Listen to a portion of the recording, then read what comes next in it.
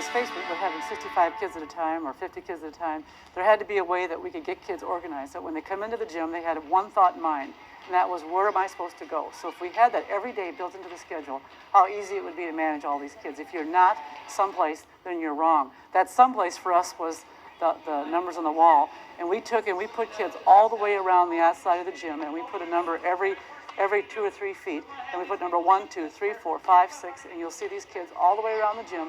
If you have 65 kids, 80 kids, all kids then are against the wall and are facing the instructor. So when you go through your first series of exercises, no one is looking at anybody else's rear end. Nobody is able to get focus away from anything except the teachers. So we have everybody around the gym facing the instructors.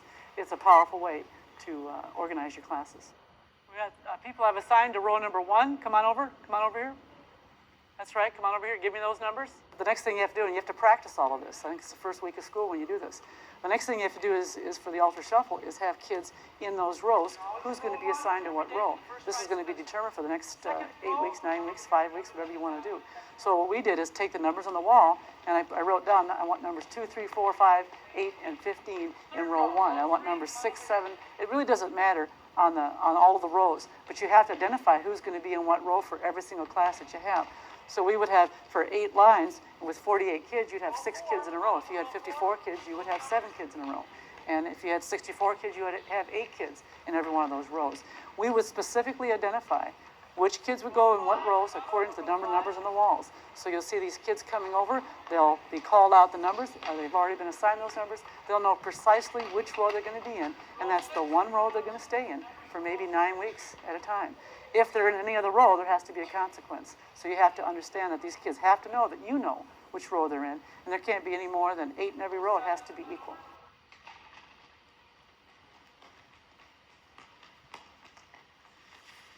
Now this is very nice. This isn't a problem whatsoever. In the last group, row number 8, come on over here.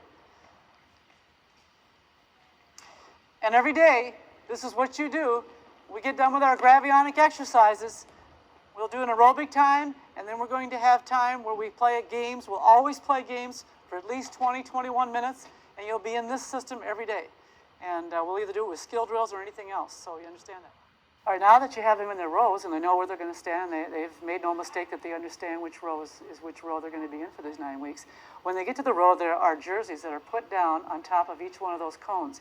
Each one of the rows has a set of jerseys, whether they're blue or red. That set of jerseys is also just has writing that's for that group. So everybody in that row is going to have a jersey that's not only red, but it's also going to say be fit or eat good food or energize your life or PE rocks. So everybody has that jersey, the red jersey with the writing on it, and the writing is on the chest. Everybody puts those jerseys on and they're ready to go. It takes no more than 30 or 40 seconds to get everybody organized. That's right, the first person just passes them on back. And all 48 kids will have a jersey on, and they'll all be facing me. The writing will be on the chest. That's how you start out.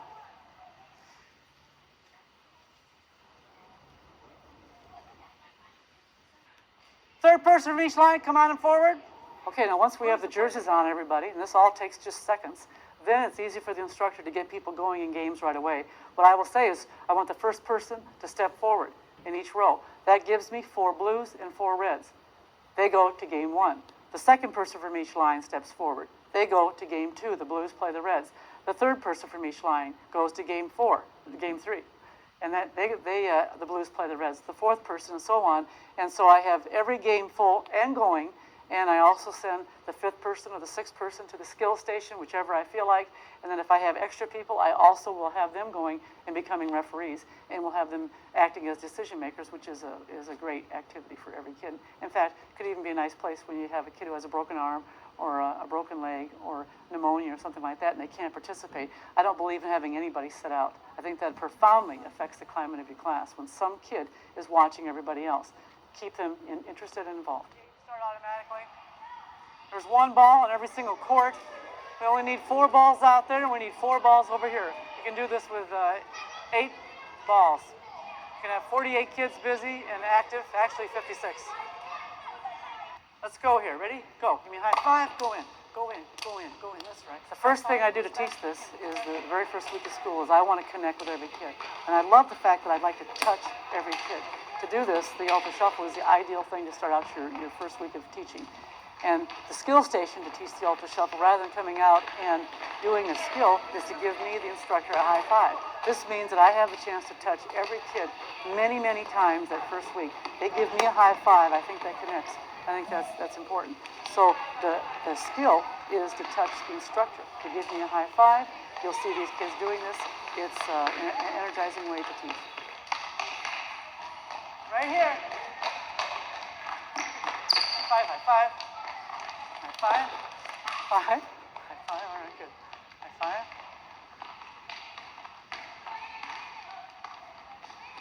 Good. That's the way to hustle. Good. There you go. That's right. I got you. There you go. Oh. Who's left? Take a look. Take out the refs. Now you got the refs over there.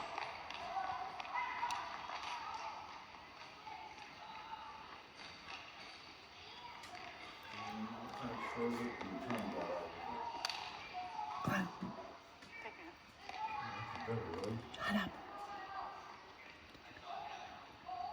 This time when you come out, instead of doing a skill drill, which you could do, but this time I'm going to be over here, and if you're still going to give me a high five, it gives me a chance to actually get to know you a little bit too. So you give me a high five, and I'll also be able to remind you, don't forget to turn your jersey around. So right now, before you go back in again, turn your jersey around. So it's interesting here, when you play, like Mr. Schubach said, you'll come in from behind and then run in and take you out. If I run in and I tap you out, you have to go. There is no choice here. If I tap her out, who's the chooser? The person who's been at the skill station. So she chooses, I choose to take you out, you immediately run out this way and go out to the skill station. What do you do at the skill station? Give me a high five, all right? Now, the next part to teach is when they come out, you actually have to have them turn the jersey around. We had them just standing on that last segue, on the last part, so we want them to actually get used to turning the jersey around. That's how you know who's been out and how many times somebody else can take you out before other people have been taken out. So when they come out, this time, they'll give me a high five and I'll remind them, turn the jersey around, and then they go back in again. All right. Turn your jersey around. Yep. Jersey around. Yep. Turn your jersey around then. Yep. Can't go back in the same game you came out. Can't go back in the same game. You got to go to a different game that you came out. Really? Oh. You don't have to do it tight. Here you go. High five it. You're just gonna high five me now. Turn your jersey around. Turn your jersey around. Yep. Turn your jersey around. Turn the jersey around. There you go. That's right. You guys are on top of it. Good. Perfect. Now you're talking. These guys don't. Jerseys turn around. Turn the jersey around.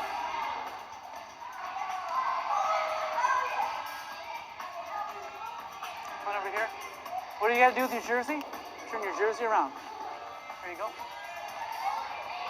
Turn your jersey around.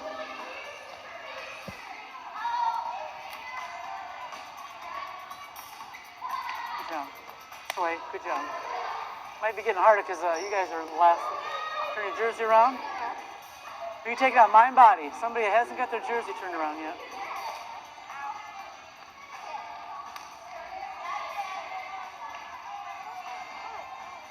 There you go. Good. Be fit. There you go. Good. All right. This time, what we like to have you do is this. We want you to come out and now actually do a skill drill. So this is just kind of how to learn this.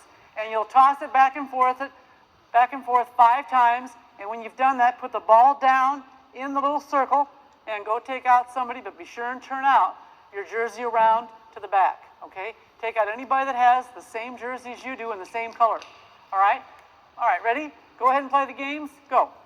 Now, the next part of teaching this Ultra Shuffle is you want the kids to actually do the drill, to do something. So we're going to have these kids playing catch. They're going to toss and catch 5 times each. You're going to see that they get to stand in a little circle, so we have identification of where you're supposed to be when you go over to this segment as well.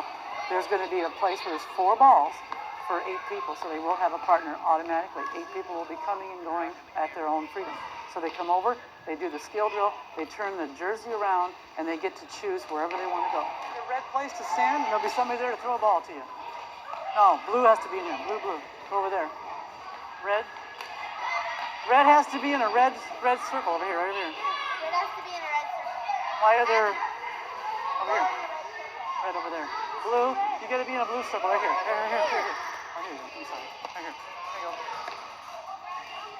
Yeah. Yeah, I think you had that spot first. All right. Sorry, toss it.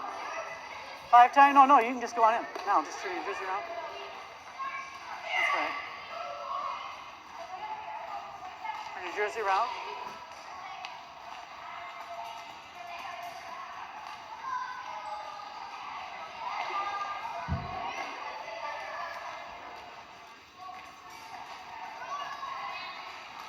You have to be in a square here. Blue goes in blue. No, you gotta toss it back and forth. Blue is in blue. You gotta be in a blue square. You have to be in a blue square. You should be able to go to any square. Yeah, red over there. Red to red. Red to red. Red to red here, right here. Toss it back and forth. Go down the red circle over there. You toss it back and forth that way. Use here this way. There's your partner here. Toss it 5 times. 5 times here. There you go. 5 times. There you go. That's right.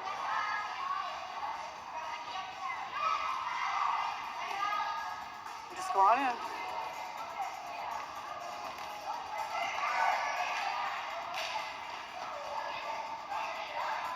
Yeah, that'd be good. Yeah.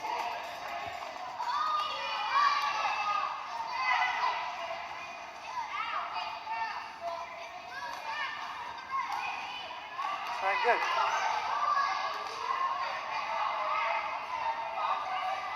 Hustle over there.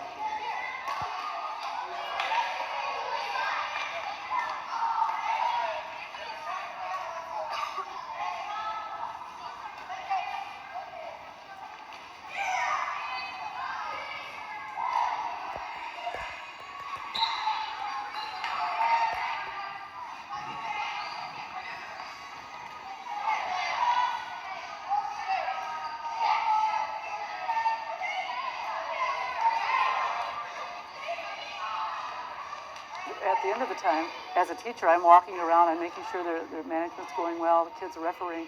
Kids actually will police themselves now because there's so much activity, there's so much going on. Kids are coming, the games will all have interchanged participants throughout the whole class period. I will have no real interest in who's playing in what games, except I do know this, that the troublemakers aren't going to be in any one game at any one time. So the idea is I don't care how random it is or who's playing it. I don't want to have say over that. The randomness of this will happen that way. And remember, I can drop down the jerseys and come up with a whole new system tomorrow by putting down blue, blue, blue, red, red, red. The next day I could have the rows be blue, red, blue, red, blue, red, and so forth. At the end of class, we simply shut the music off. The kids then, I want them to come back, put the jerseys back over the top of their rows, and sit down so we can have closure.